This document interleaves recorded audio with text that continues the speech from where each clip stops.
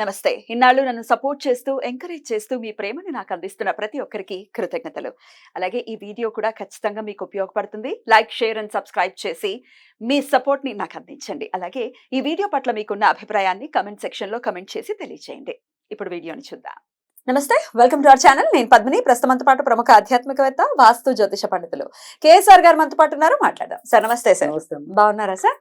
బాగున్నాను. ఈ శుక్రవారం ఉండ్రాళ్ల తద్దె పేరుతో ఒక వ్రతాన్ని జరుపుకునేటటువంటి ఆనవాయితీ ఈ బహుళపక్ష తదియ రోజు చేసుకుంటారు అనేది చదవడం జరిగింది. ఏమిటి ఉండ్రాళ్ల తద్దె అనేది ఒకసారి తెలుసుకోవాలనుకుంటున్నాను. ఎందుకంటే ఉండ్రాళ్ళు అంటేనే వినాయకుడు గుర్తొస్తూ ఉంటాడు. మొన్నే కదా మరి అయ్యింది, వినాయక చవితికి సంబంధించిన ఉత్సవాలన్నీ కూడా కంప్లీట్ అయిపోయాయి. మళ్ళీ ఇప్పుడు ఉండ్రాళ్ల తద్దె రావటం, అసలు దాని వెనకాల ఉన్నటువంటి ఆంతర్యం, ఎలా జరుపుకోవాలి, అసలు ఎందుకు జరుపుకోవాలి ఇత్యాది విషయాలు ఒక్కసారి మీ ద్వారా సార్. తప్పకుండా. అంటే మరుగున పడిపోతున్న మన యొక్క సంప్రదాయాలను వెలికి తీయాలి అనే ఒక చిరు ప్రయత్నమే ఇది ఉండ్రాళ్ళ తద్ది. ఖచ్చితంగా. ఎందుకంటే ఇక్కడ ఉండ్రాళ్ళ తద్ది అనేది చెప్పాలి అంటే కనుక మామూలుగా మీరు చెప్పిన ఏదైనా సరే అంతరార్థం ఏంటంటే ఇది పార్వతీదేవి శివుడికి తపస్సు చేస్తే శివుడు ఆ తపస్సు అనంతరం ప్రత్యక్షమైంది ఈ రోజు. సో అందుకని పెళ్లి కాని అమ్మాయిలు ఎక్కువగా ఈ వ్రతాన్ని ఆచరించడం అనేది ఉంది. తర్వాత రెండోది వచ్చేప్పటికి ఏంటంటే ఏదైనా సరే హిందూ మతంలోకి వచ్చేప్పటికి ఆడవాళ్ళ మధ్య ఉండే సయోధ్యను పెంచడం కోసమే, అంటే కొప్పుకి పడిసావదంటారు. 3 గొప్పలు కలిస్తే యుద్ధం అంటారు. కానీ అలాంటి కొప్పులన్నింటినీ కూడా ఏకతాటి మీదకి తీసుకొచ్చి వాళ్ళకి ఎంతో కొంత ముదాన్ని ఇచ్చేది ఉండాలి. కొప్పులు వేసుకోవడం మానేసినా కూడా వార్లు మాత్రం జరుగుతున్నాయి. సో ఏదైనప్పటికీ కూడా అలాంటి ప్రశాంతత నింపడానికి కోసమే ఇలాంటి తద్ది, కానీ మన తద్దినం కోసం కాదు. అలా అర్థం చేసుకోకూడదు. ఇది చాలా విశిష్టమైన రోజు. అంటే మనం చెప్పుకోవడం కొద్దిగా హాస్యస్పూర్వకంగా చెప్పినప్పటికీ కూడా దీంట్లో ఉండే సీరియస్నెస్ ఏంటి అంటే గనక ఏదైతే గనక ఇది ఏదైతే వ్రతం అనేది 5 సంవత్సరాలు చేస్తారు కంటిన్యూస్ గా. ఈ 5 ఎలా చేయాలి సంవత్సరాలు అన్నప్పటికీ ఏంటంటే ఎవరైనా సరే మనం ఎవరైతే అంటే అమ్మాయిలు పెళ్లి కాని అమ్మాయిలు అయితే అమ్మాయిలు పిలిచి, పెళ్ళైన వాళ్ళు అయితే కనుక పెళ్ళైన ముత్తైదులు పిలిచి, అలా ఒక 5గురిని పిలవాలి మన ఇంటికి. నేనంటే వ్రతంగా చేస్తే చెప్తున్నా. ఈ 5 మందిని పిలిచే ముందు మన అదే గనక గ్రామీణ ప్రాంతాల్లో గనక చూస్తే ఇప్పుడు మనకి ఇక్కడికి అసలు చాలా మందికి ఒక ఉయ్యాల్లో ఊగడం ఒకటే తెలుసు ఉండాలి తద్దంటే. అది కూడా తెలియదు నాకైతే, అది తెలియదు. కానీ ఉయ్యాలంటే ఉయ్యాల్లో ఊగుతారా? అంతేగా. ఇప్పుడు మనకి ఏదైనా సరే ఉండాలి తద్ది ఒకటి, అట్ల తద్ది ఒకటి, దానికి సంబంధించిన కార్యక్రమం అయిపోయాక ఈ ఉయ్యాలు ఊగటం అనేది. సరే, అసలు ఉయ్యాలు ఊగటం అనేది తర్వాత చెప్తాను.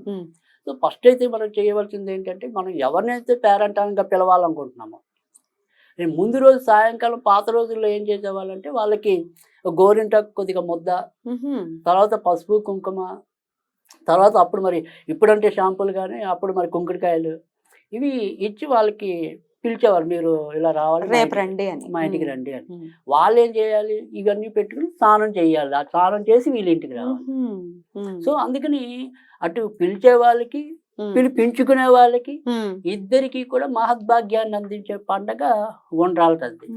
ఎందుకంటే ఈ ఏదైతే ఈ వ్రతం చేస్తారో వాళ్ళ మీద గౌరీదేవి అనుగ్రహం ఉంటుంది. గౌరీదేవి అనుగ్రహం ఉంటే ఖచ్చితంగా పెళ్ళైన వాళ్ళకైతే కనుక సుఖశాంతులు ఉంటాయి, సౌభాగ్యం కూడా. అంతేగా, సౌభాగ్యం సుఖశాంతులు.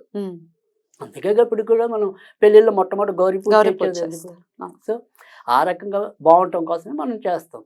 తర్వాత రెండోది వచ్చేప్పటికి ఏంటంటే పెళ్లి కాని వాళ్ళ కోసం పెళ్ళి అవ్వడానికి కూడా ఇదే పండగ ఉపయోగించడం అనేది ఉంటుంది. తర్వాత ఇదే రోజు ఉదయం నాడు ఏం చేస్తారంటే కనుక ఇక్కడ కడుపు చలవ కోసం మన గోంగూర పచ్చడి పెడతారు. గోంగూర పచ్చడి పెరుగన్నం వేసి భుజించడం అనేది ఉంటుంది. ఇదే గోంగూర పెరుగన్నం కూడా మనం గౌరీదేవికి, అలాగే ఆ రోజు 5 ఉండ్రాళ్ళు నివేదన చేయాలి అని చెప్పి అందుకని దీన్ని ఉండ్రాళ్ళ తద్ది అన్నారు.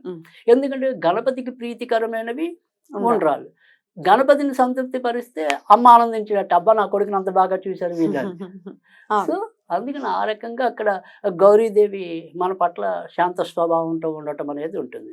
కనుక ఈ ఉండ్రాళ్ళ తద్ది ఇది ప్రాసెస్.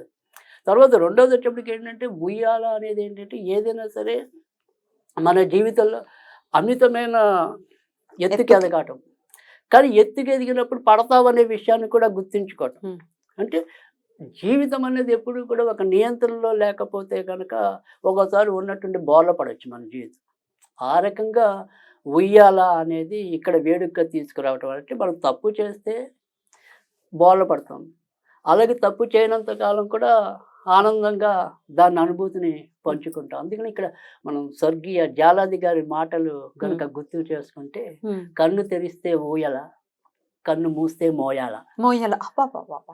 సో అందుకని మనం ఏదైనా సరే ఇక్కడ మీకు పైకి ఒక రకమైన అర్థం ఉంటుంది. అంటే మీరు జ్ఞానంతో కన్ను తెరిస్తే మీ జీవితం అంతా ఊయలే. జ్ఞానం లేకుండా పశువు ఉంటే అది మరణంతో సదృశ్యం. అంతే. మొయ్యాలి కదా కష్టాన్ని, మరి కదా మొయ్యటమే. అందుకని అది ఎంతో చాలా తెలివిగా చెప్పిన ఒకే ఒక సింపుల్ సెంటెన్స్ లో చెప్పిన మాట. అది ఎంత అర్థం ఉందో అందులో కదా, మీరు వెతికిన కొద్దీ కనిపిస్తుంది. బోల్డ్ అంతా. రైట్. అలాంటి మనకి ఆ తార్కాణాలన్నీ కూడా అందుకంటే ఉయ్యాల నేపథ్యం తీసుకోవటం ఏంటంటే, ఇక్కడ ఆడపిల్లలందరూ కూడా యుక్త వయసులో వచ్చినప్పుడు చాలా చక్కగా దాన్ని ఆనందానుభూతిని పొందటం అనేది ఉంటుంది. సో ఈ ఉండ్రాల తద్ది వేడుకలు మనం తప్పకుండా మళ్ళీ వాటిని ముందుకు తీసుకురావాలి అని ఒక మంచి ఉద్దేశంతో నేను చెప్పడం అనేది. పెళ్లి కాని అమ్మాయిల చేత ఇది చేయించాలి ప్రత్యేకంగా. అయితే ఈ ముత్తైదులు దొరకలేదు, ఇంకేమైనా ప్రత్యామ్నాయాలు ఉన్నాయా? ముత్తైదులు దొరకలేదండి, లేకపోతే ఇట్లా రకరకాల కారణాలు ఉంటాయి కదా, ప్రత్యామ్నాయాలు? తప్పకుండా ఇక్కడ నేను ఇవాళ మనం ముఖ్యంగా ఈ వంటలు తెద్దినట్టు చేసేది కూడా ఏంటంటే కనుక, ఈ రోజు ఏదైనా సరే మనం వ్రతంగా చేసుకోకపోయినా పర్వాలేదు, 5 ఏళ్ళు చేయాలి అనుకుని ఓపుకున్న వాళ్ళు ఎలాగో వాళ్ళకి ఆ పద్ధతులు తెలిస్తే ఖచ్చితంగా చేసుకుంటారు. దానికి సిద్ధమయ్యే ఈ 5 సంవత్సరాలు చేసుకోవటం అనేది ఉంటుంది. కానీ ఇవాళ మనం చేసేది ఏదైతే ఉంటుందో అది ఖచ్చితంగా పెళ్లి కాని అమ్మాయిల కోసం. ఈ పెళ్లి కాని అమ్మాయిలు ఎవరైతే కళ్యాణమో రామచంద్ర అని బాధపడుతున్నారో, అలాంటి వాళ్ళకి అలాంటి కళ్యాణం గడియలు రావాలంటే కోరుకోవాలంటే ఖచ్చితంగా గౌరీదేవిని ఆరాధించాలి. సో ఈ రోజు వాళ్ళు చేయాల్సింది ఏంటంటే, ఇవాళ నేను ఏదైతే మంత్రం చెప్తానో ఆ మంత్రాన్ని వాళ్ళు ఖచ్చితంగా 108 సార్లు పఠించి, ఇందాక చెప్పినట్టుగా దొరికితే గోంగూర పచ్చడి, లేదంటే ఉత్తి పెరుగన్నం, తర్వాత ఒక 5 ఉండ్రాళ్ళు నివేదన చేయండి, చాలు, ఇంకేం వద్దు.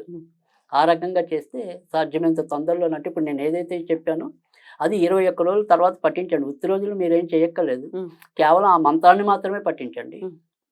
కానీ ఈ రోజు మాత్రం అంటే ఉండ్రాల తద్ది రోజు మాత్రం ఇందాక చెప్పినట్టుగా పెరుగన్నం, అలాగే గోంగూర, ఉండ్రాళ్ళు, ఇవి మాత్రం 5 అంటే పెరుగన్నం ఒకటే ఉంటుంది, ఉండ్రాలు మటుకు 5 ఉండాలి. 5 అనేది ఆమె సంఖ్య. వ్రతం చేసుకునే వాళ్ళు కూడా 5 మూల తోరం ధరించడం అనేది కూడా ఉంటుంది.